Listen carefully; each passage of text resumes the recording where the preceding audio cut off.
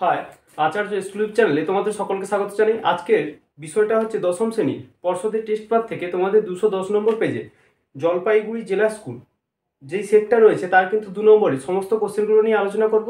ভিডিওটি স্কিপ না করে সম্পূর্ণ ওয়াচ করবে, আর এই কোশ্চেনগুলো অবশ্যই কিন্তু খাতায় নোট ডাউন করবে, কারণ তোমাদের এই কোশ্চেনগুলো কিন্তু খুবই গুরুত্বপূর্ণ। কারণ আগেই বলেছি তোমাদের পর্ষদের টেস্ট পেপার থেকে এখান থেকে কিন্তু 70 থেকে 80% নাম্বার কিন্তু কমন থাকে। তাই ভালো করে পর্ষদের টেস্ট পেপারটা দেখো, আর টেক্সট বইয়ের ওপর কিন্তু জোর দাও। চলো শুরু করা যাক। কি বলছে দেখো, জলপাইগুড়ি জেলা স্কুল এখান থেকে 210 নম্বর পেজে 2 নম্বর যে সমস্ত কোশ্চেনগুলো আছে। 1 নম্বর কোশ্চেন বলছে করাতের দাঁতের ন্যায় বদ্বীপ কিভাবে সৃষ্টি হয়।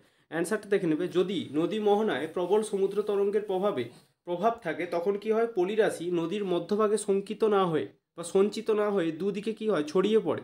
ফলে বদ্বীপটির অগ্রভাগ বেশ তীক্ষ্ণ অর্থাৎ করাতের দাঁতের মতো আকৃতি বিশিষ্ট হয়। এইভাবেই কিন্তু করাতের দাঁতের মতো বদ্বীপ সৃষ্টি হয়।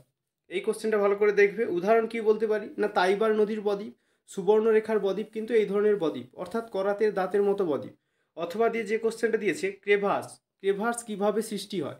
অ্যান্সারটা দেখবে না, ক্রেভাস সৃষ্টির পদ্ধতিটি হলো হিমবাহ যখন বন্ধুর পর্বতের গা বেয়ে বা করির মধ্য দিয়ে নিচের দিকে নামে তখন কিন্তু ঢালের মুখে এলে হিমবাহের পৃষ্ঠদেশে যথেষ্ট টান পড়ার ফলে ওই অংশে লম্বালম্বিভাবে বা আড়াআড়িভাবে অনেক চিড় বা ফাটলের সৃষ্টি হয়।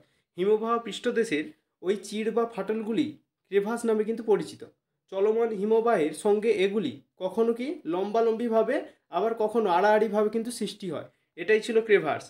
2 নম্বর কোশ্চেন, অ্যালবেডো কি। ইতিমধ্যে অনেকগুলো সেটাই কিন্তু আমরা এই অ্যালবেডো সম্বন্ধে জেনেছি। অ্যালবেডোটা কি না, অ্যান্সার দেখো, আগত সৌরশক্তিকে আমরা যদি 100% ধরি তাহলে 100% ধরলে 66% ভূপৃষ্ঠে দ্বারা শোষিত হয় ও বাকি 34% অর্থাৎ 34% বিভিন্ন মাধ্যম দ্বারা, যেমন হচ্ছে মেঘ দ্বারা 25%, মহাকাশে বিচ্ছুরিত হয় 6%, ভূপৃষ্ঠ দ্বারা প্রতিফলিত হয় 3%, প্রতিফলিত ও বিচ্ছুরিত হয়ে পুনরায় মহাশূন্যে ফিরে যায়। এটি বায়ুমণ্ডলকে উত্তপ্ত করতে পারে না বলে এটি হলো কিন্তু নিষ্ক্রিয় সৌরতা। একেই পৃথিবীর অ্যালবেডো বলে। অথবা দিয়ে যে কোশ্চেনটা দিয়েছে, জিওস্ট্রফিক বায়ু কাকে বলে। অ্যান্সারটা দেখবে না, পৃথিবীর ঘূর্ণনের কারণে সৃষ্ট কোরিওলিস বল এবং চাপ গ্রেডিয়েন্টের বলের ভারসাম্যের ফলে যে বায়ু প্রবাহিত হয় তাকে কিন্তু জিওস্ট্রফিক বায়ু বলা হয়। এই বায়ু সমান চাপের রেখা বা আইসোবারের সমান্তরালে কিন্তু প্রবাহিত হয়। জিওস্ট্রফিক বায়ুর দুটো বৈশিষ্ট্য দিয়ে দেবে। একটা বৈশিষ্ট্য বলছি, জিওস্ট্রফিক বায়ু হলো তাত্ত্বিক বায়ু। আর 2 নম্বর বৈশিষ্ট্য কিনা, জিওস্ট্রফিক বায়ু ভূপৃষ্ঠের বায়ুমণ্ডলের উচ্চ মাত্রায় কিন্তু প্রবাহিত হয়। তোমরা চেষ্টা করবে ক্রেভাস, হ্যাঁ, তোমাদের যে বাকশুন্ট এই ধরনের কোশ্চেনগুলো থাকলে, তারপর হচ্ছে বহির্বিধৌত সমভূমি, ড্রামলিন এই ধরনের কোশ্চেনগুলো থাকলে তোমরা চেষ্টা করবে কিন্তু একটা করে ছবি দেওয়ার। ছবি তার সঙ্গে বৈশিষ্ট্য অবশ্যই কিন্তু দেবে। ফুল মার্কস পেতে হলে ছবি এবং বৈশিষ্ট্য কিন্তু তোমাদের দিতেই হবে।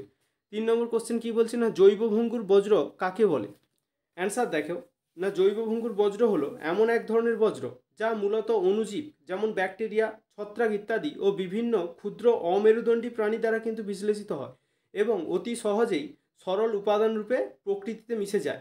উদাহরণ কি বলতে পারি না, শাকসবজির খোসা, পাতা, শুকনো ফুল, বাড়ির বাগানের লতা পাতা, ডাল, ডাবের খোলা এই ধরনের কিন্তু বজ্র পদার্থ এই জৈব ভঙ্গুরের বজ্রের উদাহরণ, যেগুলো হচ্ছে সহজেই কি হয়, মাটিতে বিয়োজিত হয়। অথবা দিয়ে যে কোশ্চেনটা দিয়েছে, ইউট্রিফিকেশন কাকে বলে। এই কোশ্চেনটা খুবই গুরুত্বপূর্ণ কোশ্চেন, আগের সেটগুলোতেও কিন্তু দেখেছি। অ্যান্সার দেখে না, ইউট্রিফিকেশন হলো পুষ্টির লবণ দ্বারা জলের সমৃদ্ধকরণ, যা বাস্তুতন্ত্রের কাঠামোগত পরিবর্তন ঘটায়, যেমন শৈবাল এবং জলজ উদ্ভিদের উৎপাদন বৃদ্ধি করে, মাছের প্রজাতির হ্রাস ঘটায়। কিভাবে হ্রাস ঘটাবে না, যখন জলের মধ্যে ফসফেট জাতীয় পদার্থ বৃদ্ধি পাবে তখন কি হবে, আগাছা যেগুলো থাকবে জলে সেগুলো বৃদ্ধি পাবে। ফলে কি হবে না, জলে দ্রবীভূত অক্সিজেনের পরিমাণ কমে যাবে। আর জলে অভিভূত অক্সিজেনের পরিমাণ যদি কমে যায়, জলজ প্রাণীদের মৃত্যু ঘটবে, কারণ তাদের অক্সিজেনের অভাব দেখা দেবে, তখন কিন্তু তারা মারা যাবে। এইভাবেই কিন্তু ইউট্রিফিকেশন ঘটে। চলো নেক্সট কোশ্চেন কি বলছে, দুন উপত্যকা কিভাবে সৃষ্টি হয়। এটাও খুবই গুরুত্বপূর্ণ কোশ্চেন। দিতে পারে দুন উপত্যকা কাকে বলে অথবা দুন উপত্যকা কিভাবে সৃষ্টি হয়। দুটো কোশ্চেনই দেখবে। অ্যান্সার বলছে, দুন উপত্যকা হলো একটি বিশেষ ধরনের ভূ আকৃতির অঞ্চল যা সাধারণত নদী বা জলাধার দ্বারা গঠিত হয়। দুন উপত্যকাগুলি সাধারণত উঁচু ভূমির মধ্যে অবস্থিত এবং এর চারপাশে কিন্তু পাহাড় বা টিলা থাকে। মানে দুটো পাহাড় উঠে গেল মধ্যিখান দিয়ে, যেই নিচু ভূমিটা চলে গেল সেটাই কিন্তু দুন উপত্যকা। দুন উপত্যকা সৃষ্টির কারণ কি না হিমালয় পর্বতমালার দিকে শিবালিকদের একটি মৃদু ঢাল তৈরি হওয়ার ফলে দুন উপত্যকার কিন্তু সৃষ্টি হয়। ইউরেশিয়ান প্লেট এবং ভারতীয় প্লেট ভাঁজ হওয়ার ফলে সংঘর্ষে দুন উপত্যকার সৃষ্টি হয়। হিমালয়ের নদীগুলির দ্বারা প্রবাহিত মোটা পলল দ্বারা দুন উপত্যকা কিন্তু জমে আছে। দুন উপত্যকার উদাহরণ বললে কি বলবো, না পাটলি দোন, কোটলি দুন আর পিঞ্জোর দুন হচ্ছে কিন্তু এরকম দুন উপত্যকার উদাহরণ। অথবা দিয়ে যে কোশ্চেনটা দিয়েছে, মৌসুমি বিস্ফোরণ কাকে বলে? অ্যান্সার দেখবে না জুন মাসে। এই কোশ্চেনটাও কিন্তু খুবই ভিভিআই কোশ্চেন, কারণ এই কোশ্চেনটা অনেকগুলো সেটে দেখা যাচ্ছে। জুন মাসে দক্ষিণ পশ্চিম মৌসুমি বায়ুর প্রভাবে হঠাৎ করে ভারতীয় উপমহাদেশে মুষলধারে বৃষ্টিপাত হয়ে থাকে। আকস্মিকভাবে সৃষ্ট এই ধরনের নিম্নচাপজনিত দমকা বায়ুসহ বৃষ্টিপাতকে বলা হয় কিন্তু মৌসুমি বিস্ফোরণ। অর্থাৎ মৌসুমি বায়ুর আগমনে উদ্বোধনী ঘটনা হলো কিন্তু মৌসুমি বিস্ফোরণ। আসলে মৌসুমি বায়ু স্থলভাগে পৌঁছানোর আগে কি করে সামান্য হালকা ধরনের বৃষ্টিপাত হয়ে থাকে, কিন্তু তারপর যখন মৌসুমি বায়ু আকস্মিক ও সক্রিয়ভাবে ভারতীয় উপমহাদেশের ভূখণ্ডে প্রবেশ করে তখনই কিন্তু তাকে মৌসুমি বায়ু বিস্ফোরণ বলা হয়। আর ভারতকে কিন্তু মৌসুমি জলবায়ুর দেশ বলা হয়। আমরা সকলেই জানি ভারতের মৌসুমি বায়ুর ওপর ভিত্তি করেই কিন্তু আমাদের ফসল উৎপাদন কিন্তু বাড়বে কি কমবে, মানে বৃদ্ধি পাবে কি তার হ্রাস ঘটবে, এই মৌসুমি বায়ুর ওপর কিন্তু নির্ভর করে। মিলেট কি? অ্যান্সার দেখো, জোয়ার, বাজরা, রাগি, কোরা, কোডন, কোটকি, হারাকা, রাজগিরা প্রভৃতি নিম্ন শ্রেণীর ফসলকে কিন্তু একসাথে মিলেট বলে।